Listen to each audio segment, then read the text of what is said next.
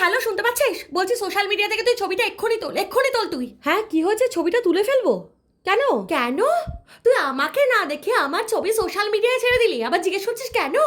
তোকে না জানিয়ে কোথায় দিলাম? কাল যখন সেলফিটা তুললাম তোকে তো জিজ্ঞেস করলাম সোশ্যাল মিডিয়ায় দেবো কিনা, তুই তো বলি হ্যাঁ হ্যাঁ এক্ষুনি দে। এখন আবার কি হয়ে গেল তোর?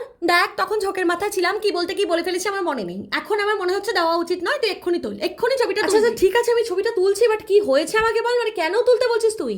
কারণ ছবিটাতে আমাকে দেখতে ভালো লাগছে না, দ্যাটস ইট। তুই জাস্ট ছবিটা তোল, তুই এক্ষুনি তোল ছবিটা। বাবা, তোকে খারাপটা কোথায় লাগছে? কাল যখন সেলফিটা তুললি তখন তো নিজেই বললি খুব ভালো লাগছে, হঠাৎ করে কি হয়ে গেল তোর? এখন আমি ছবিটা ভালো করে দেখেছি, আমার মনে হচ্ছে আমাকে খারাপ লাগছে, তাই তোকে বলেছি এক্ষুনি ছবিটা তোল তুই। হ্যাঁ ঠিক আছে, আমি ফেসবুক খুলে ফেলেছি অলরেডি, আমি তুলে নিচ্ছি, একটু একটু সময় দে, আমি তুলে নিচ্ছি। আচ্ছা শোন না, বলছি ইন কেস যদি তোকে কেউ ফোন করে বলে যে আমার স্লিভলেস ছবি তুই সোশ্যাল মিডিয়াতে কেন ছেড়েছিস, তাহলে প্লিজ একটু বলে দিস যে আমি তোকে বারণ করেছিলাম, কিন্তু তারপরেও তুই জোর করে ছেড়েছিস, ঠিক আছে?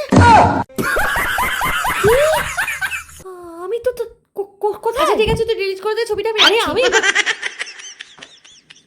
এইসব বন্ধুকে আমারই ধরতে হয়। আমার কপালটাই খারাপ, আমার ভালো লাগে না।